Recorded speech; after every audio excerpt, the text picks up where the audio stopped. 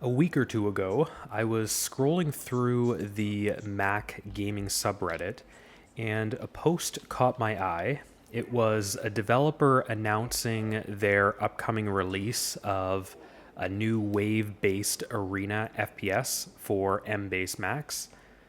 Yes, you heard that correctly. A wave based arena FPS for M based Macs. I'll be honest, I was sold the minute I saw FPS and Max, but my excitement grew even more as I watched the gameplay trailer that they shared with the post. It looked like retro Doom, a fast paced first person alien shooter. And scrolling through the comments, I also noticed that the developer was really active, responding to everyone's comments, answering their questions.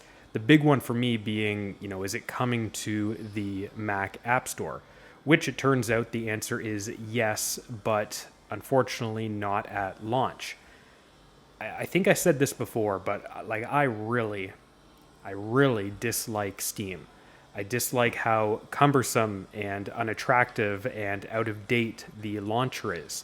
I dislike that I need another account to buy games. I dislike how every game downloaded from it feels less stable and less fluid. But, ignoring all that, I really wanted to support this developer, so I bought the game when it launched. Exovoid Carnage. It released on September 30th, and I began my install late that same night. Given my less than stellar download speeds, I was not expecting to be able to play it until the following day, but the game ended up being much smaller than I was expecting at only 700 or 800 meg. So I tried it for about 10 minutes before heading to bed, and my experience was disappointing. Firstly, launching the game via Steam is dreadful.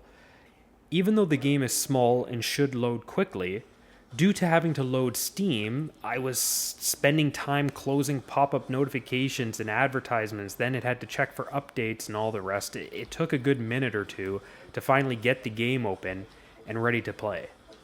Did I mention how much I dislike Steam?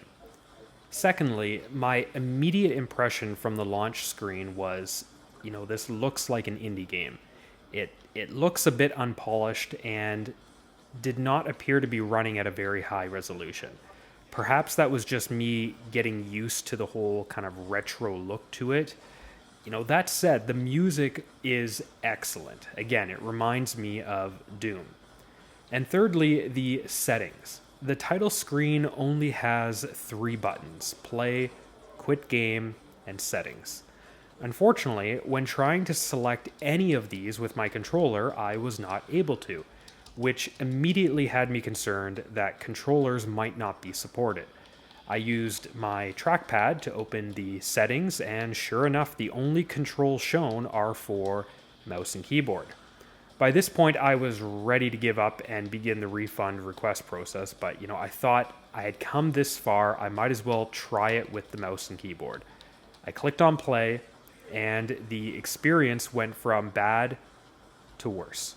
The initial loading screens where your character is flung into the arena were really choppy, like several frames were being dropped consistently.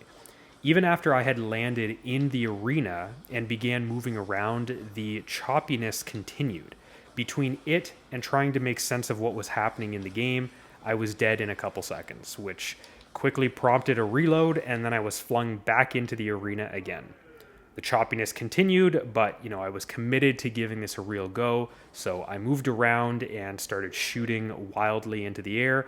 After a couple monster kills, I was dead once more. By the third respawn, I tried giving the controller another go, and to my surprise, it seemed to be working. And I say seemed to because it was not really working as expected. I was able to shoot and move around and jump fine enough, but trying to look around and aim was like trying to fight against glue.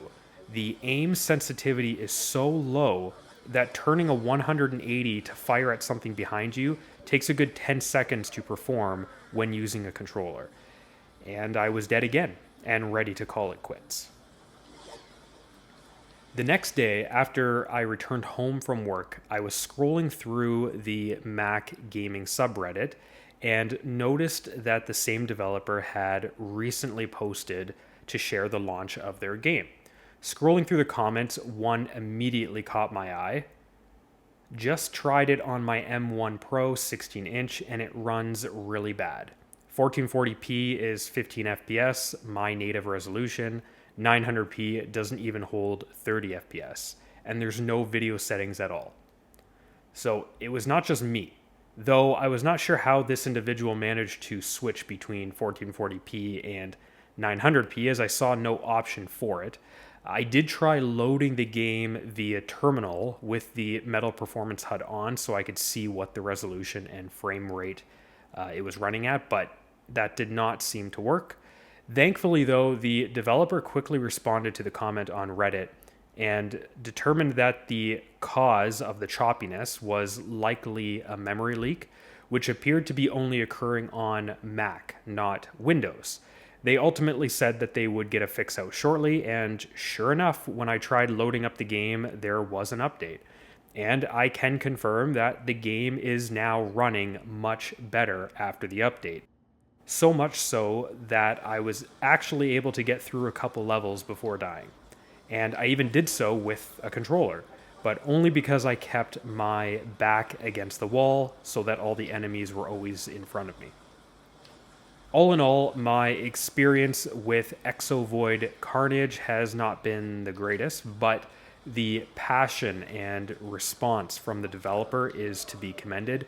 The game concept is excellent, and the decision to launch on Mac is something to be excited about, but it certainly needs some polish, and most of all, controllers need better support. There should ultimately be a greater selection of settings, both for controls and graphics and performance. I think the game could really be a fun experience once all the kinks are ironed out. However, in its current state and at around $20, I sadly cannot recommend it. But if the developer adds some additional polish, improves the fluidity of the gameplay, corrects the controller issues, and gives us more control over the settings, then absolutely, you should definitely give this one a try. I would also like to see it come to iOS and iPad OS eventually, after it comes to Mac App Store, that is. In fact, given how much I dislike Steam, I think I'm probably going to request a refund on the purchase, and then I'll purchase it again once it comes to the Mac App Store. Yep. Anyways, that's it for this one. See you later.